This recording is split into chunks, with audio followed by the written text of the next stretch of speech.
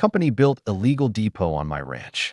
They didn't know I'm a general in the Army Corps of Engineers, that I spent 36 years serving in the United States Army, eventually retiring as a lieutenant general in the Army Corps of Engineers, a command that placed me in charge of the nation's most critical infrastructure, waterways, and environmental protection projects. My career wasn't about infantry tactics or tank battles in the desert. It was about the complex logistics of nation building, the engineering of massive dams that hold back billions of gallons of water, the dredging of the Mississippi River to keep commerce flowing, and the absolute, unyielding application of federal land law against those who sought to exploit it. I have personally signed the orders that authorize the seizure of illegal structures on federal floodplains. And I have overseen the remediation of toxic sites where corporations thought they could dump poison without consequence. I know the difference between a property line and a suggestion, and I know that the Clean Water Act is a federal statute that carries penalties severe enough to bankrupt multinational corporations and put CEOs in federal prison. My name is General Marcus. When I finally hung up my uniform and stepped away from the Pentagon, I retreated to the only place that ever felt like home, Silver Creek Ranch, a pristine, 3,000-acre spread in the Texas Hill Country that has been in my family since the 1870s. Purchased by my great-grandfather after the Civil War, it is a sanctuary of rolling hills, limestone bluffs, and ancient oak trees, cut through by a seasonal creek that feeds directly into the Colorado River. It is the land I fought for, the land I dreamed of while stationed in Germany and Korea. However, duty called one last time, and I had to step away for 8 months to consult on a massive NATO infrastructure project in Eastern Europe. I left the ranch in the care of a local caretaker who checked the perimeter fences weekly. But the property is vast, and the northern quadrant is remote, hidden behind a high ridge of limestone hills and accessible only by an old logging road. I assumed it was safe because it was miles from the nearest highway. I was wrong. A shady logistics and industrial storage company called Apex Industrial Solutions, run by a CEO named Sterling who believed that laws were for poor people and obstacles were just things to be bribed away, had been eyeing the area via satellite maps. They needed a cheap, off-the-books place to store heavy equipment, shipping containers, and hazardous drilling fluids before moving them to the coast for export.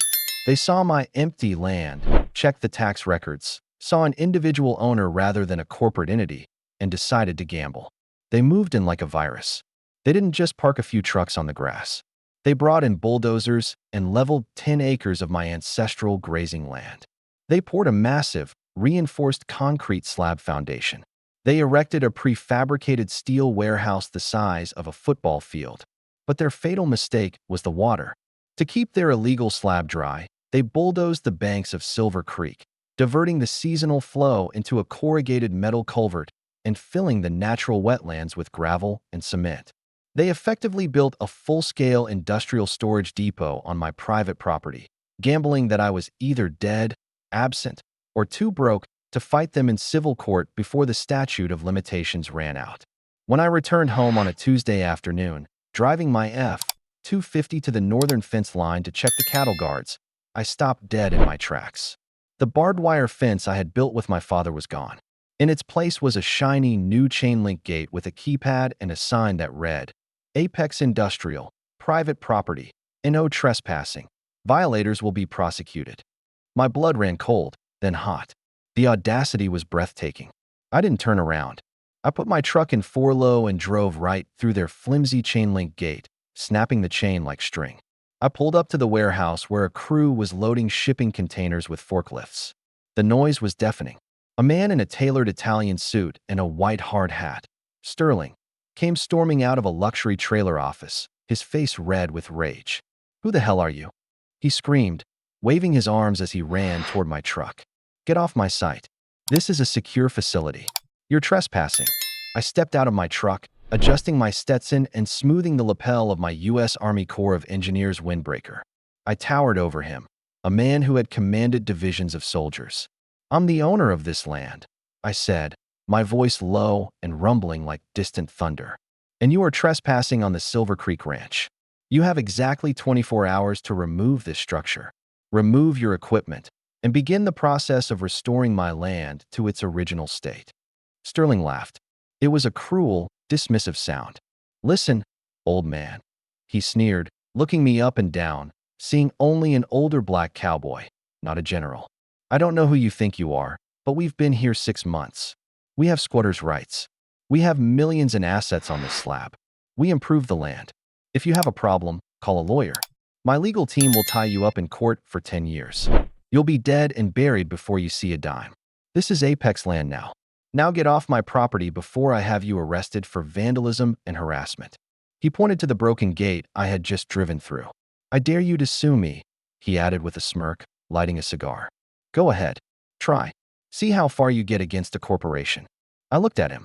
I looked at the creek he had diverted. I looked at the wetlands he had filled with concrete. I looked at the blatant violation of federal environmental law. "I'm not going to sue you, Sterling," I said calmly, walking back to my truck. "I'm going to ruin you." I drove away as Sterling laughed, thinking he had won, thinking he had scared off a helpless local. He didn't know that by diverting that specific creek, he hadn't just trespassed on private land. He had violated Section 404 of the Clean Water Act, which regulates the discharge of dredged or fill material into waters of the United States. He had messed with a navigable waterway tributary. And the enforcement agency for that specific federal law, the agency with the power to seize equipment and issue stop work orders without a judge, is the U.S. Army Corps of Engineers. I didn't call a local civil lawyer who would charge me by the hour. I called the Pentagon.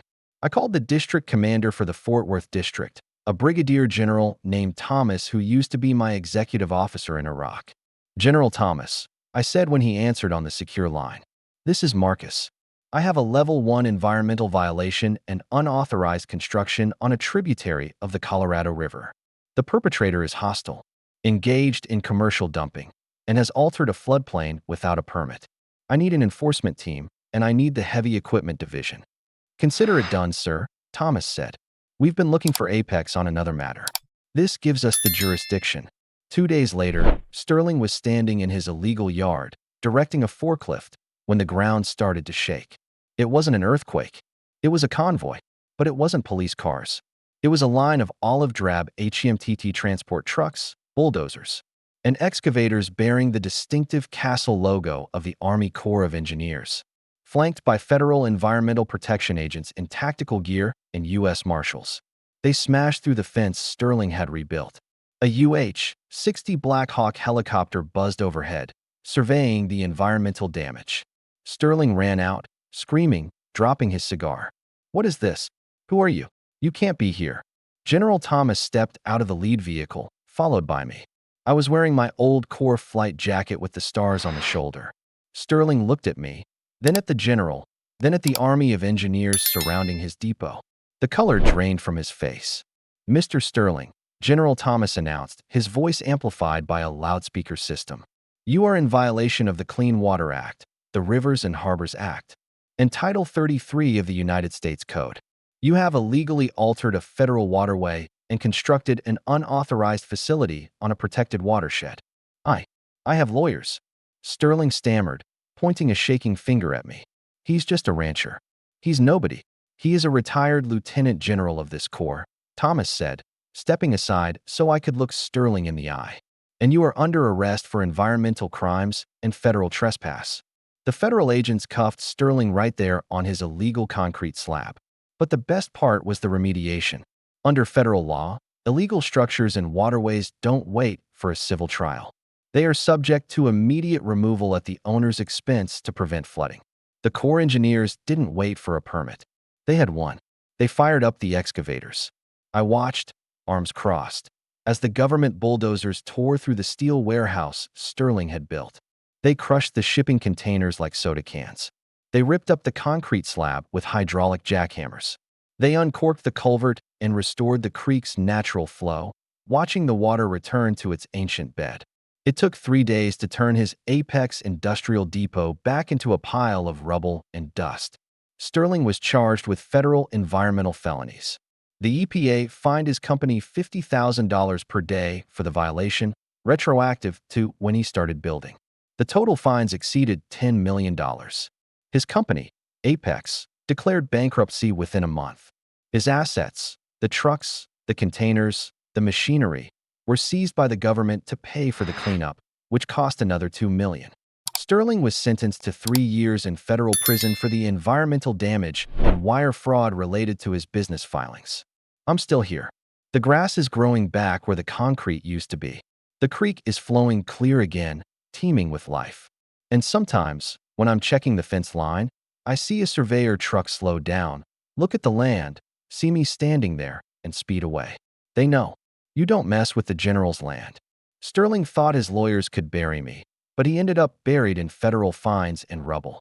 I have a question for you guys. Do you think the government seizing his company assets was fair, or should he have just been forced to move? Let me know in the comments below. If you loved seeing this land-stealing CEO get leveled by the law, smash that like button and subscribe.